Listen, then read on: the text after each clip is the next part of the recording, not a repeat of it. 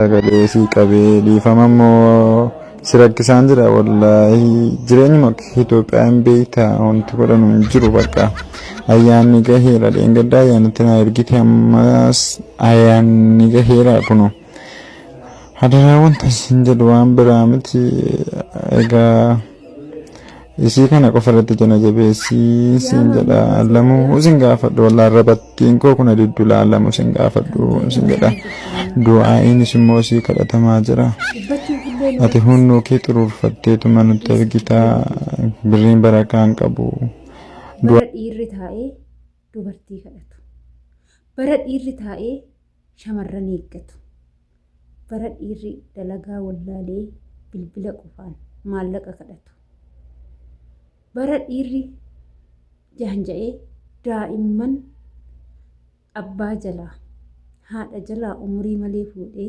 haadha manaasaa fakkeeffatee biyya arabaa ergatu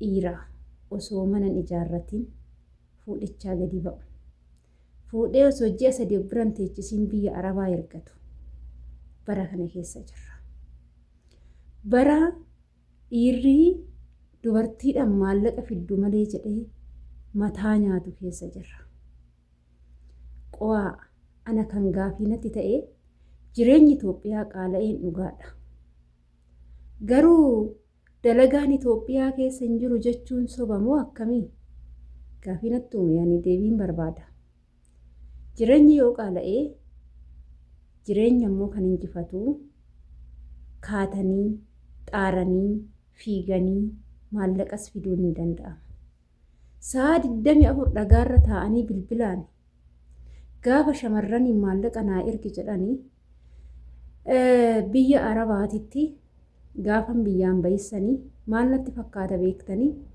muka guddaa wayititu jira natti fakkaata habjuudhaan nan arga beekaa muka guddaa wayititu jira muka kanarraa birriin hiriira galee marga birriin kun akka baala kunoo caakkaa keessatti baala baardaa fi akkasiisan ka baala wantoota baala babal'atu sinitti makaa kan akka baara reejjii jedhan gatiraa naamni keessan dabarre warroota birrii ta'uu danda'an wanta akkasiisan natti fakkaata achumarraan ijoolleen biyyaa ba'an kun ganama irraa ka'anii muka sanirra koranii waan birrii malatan natti fakkaata malee hojjetanii xaaranii waan maallaqa fidan natti fakkaatu yeroo kananii akkanatti gizeen ani dhufu san biyyoota arabaatiif namoonni babal'anne dhugaa dubbachuudhaaf paaspoortis waa hunda haala salphaadhaan nan baafadha wanti na rakkise tokko illee hin jiru jechuudha niif galee innaa ani maalan dhufee ani dalagaa madaamii shintibeetii dhiquu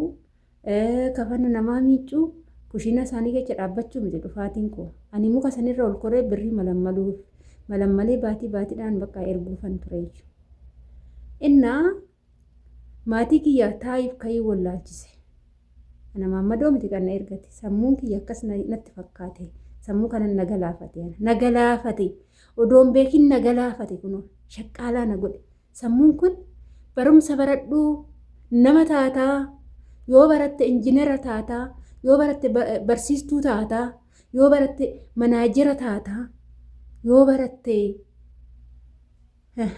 jennaan lakkii ani Itoophiyaa keessatti hojii nan barbaachisu biyya arabaa deemee muka sanirra koreen birrii guura jedhee sammuun kun na dide jechuudha.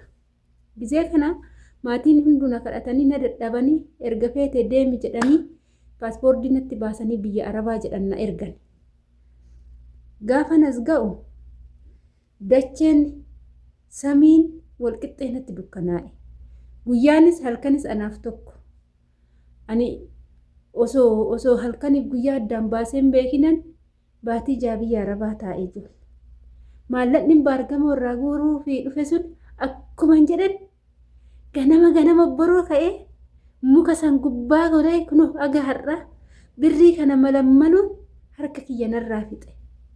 Inuma malammala kunoo ganama odoo lafti natti hin bari'in osoo shimbirri waciin birrii malammaluuf birrii malammalee erguuf gara Itoophiyaa kinu obboroo malee malammalamu sanuu birriin biyya kana yoo aduun itti bahi malammalamu siin jedhe kanaaf isa malammaluuf galgala ganam shamarri mana madaamii jirtu muka saffii ta'e ba'anii birrii malammalanii erguuf makaraa argu jechuudha.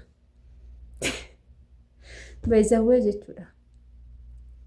Amma bara dhiirri taa'etu shamarran eeggatu amma dhuguma jireenyi Itoophiyaa ni jijjiirama jettanii yaaddu ittuu ni qaala'a. Amma inni kun taa'ee jireenyi Itoophiyaa kun makaraa nu godhe jireenyuma Itoophiyaa kana garatti garagarru wallaalle kan jedhu kun gadi ba'ee qasiraa hojjetame shigiraalle dhugaan sin jedha yeroo amma magaala baadiyyaa keessatti guuteera qasiraan. Guyyaa tokko qonna nama tokko qotuuf jedhan odeeffannoo akka dhagayetti qotiisa namaa qotuuf qotiyyoo fa'aa qabaannan 1,000 guyyaatti. Qotiyyoo yoon qabaanne humna ofii bichaate 500 jedhan. Dargaggeessi kun yoo nama baadiyyaa ta'e dinnicha buqqisuun guyyaatti 500, midhaan haamuun guyyaatti 500 yaani hojii yeroo isaa eeggate amma sa'aatiin kun sa'aatii qonnaati. Qonnaa irratti hundaa'a. Dinnicha kotokkootu irratti hundaa'a. Guyyaadhaan herreegama akka duraanii san xindiidhanii miti jechuudha. Hin hojjetu. Yoo ilma magaalaa ta'e gadi ba'ee qasiraan hojjetu. Meelaalaa guyyaattu 500 doogalchaa oolanii bar ji'aan 15,000 jireenya injifate moo injifanne? Ishii har'a kushiinaa gandaa keessa dhaabbattee anuyyuu mukarraa hin birrii malammaladhee dhufee tana shintibeetii gandaa malammalaa jira. Ganama boroo ka'ee shintibeetii namaa malammala. Guyyaa yoon ga'e kafana isaanii miicufani malammalee miicee tokkosee malammaleen tolchee ol kaafi. Yoo wanti tokko bade dhufanii sammuu nama lammalu. Ani immoo kan na jibbaachise mana madaamii kanatti beektu maalidha seetan? Kaalsii. Kaalsiin bakka ishiin dhattu sin beeku, bakka ishiin barartu sin beeku.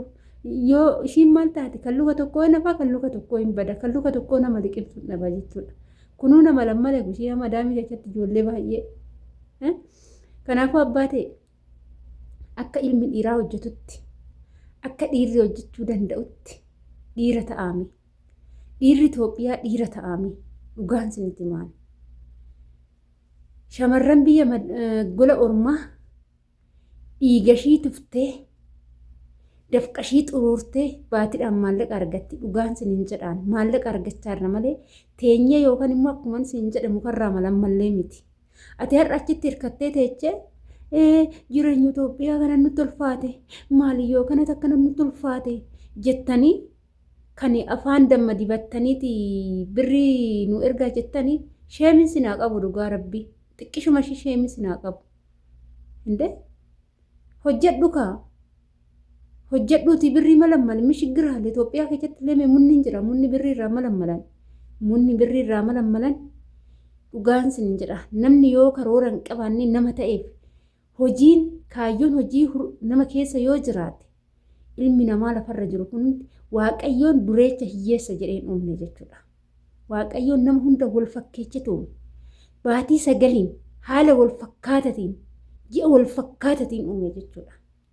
Ilmi dureecha kan ta'e sunis xaaree dafqee hojjetee bocee kan argate san odoon balleechin irratti du'ee irratti goggogee durummaa san bira ga'e malee taa'ee rafee nyaatee dhugee bashannanee kan qabu bittinneechee miti. Mee akkasitti sammuu bitadhaa. Zim jettanii shamar atarra har'uma bichaa na oolchi lammata arrama kiyya kanan lugaa marate ji'a har'aa immoo kanarra jette kanan yaadattu deebitee birrii gaafatta yaadattu wanta akka yaadattu nan beeka. Aranuuf yaadadha. Dhiironni Itoophiyaa seera taatu shamarran gola madaa miti yaada. Bakka birriin gaafatina istoobbi maymanii noo saralii madaamin nu kennuu diddeerti saralii nu namatti jala dhaabbattu hin bubbisti hinuu awaarri wayitti bu'ee jira jetti ani ol bararatee gadi bararatee hin beeku birrii nu harka keenya taa'uu dide meesin immoo rimaamada us jedhaati hojjedhaa Itoophiyaa keessallee hojiin hin jira dalagaan hin jira dalagaati mee nama ta'a faaxee bichaa mataa nyaatinaa faaxeen kophaashii jireenya ijaaruu hin dandeechuu yoo atachi jireenya akkamitti akka ijaaren hin mul'isne ara maammadochee minoonaachuu no amaariffa kanatti makuu ilaata namicha maasaa kun amaariffa Oromiffa danda'a maal haasa'e garuu afaan maaliiti afaan amaariffaati moo afaan Oromiffaati garuu hundaa'u viidiyoo har'aa samarraa nan goolaaba baay'ee na aarsee garuu akkan aareen hin dubbanne aareen dhufe silaa dhukkee irraa kaasadhe immoo garaa na nyaate gizee kadhatu kana haa kadhatu yoo ergite bisaa ergitu. akkasuma akkasii turtiin wajjin gootaniif galatooma baay'ee.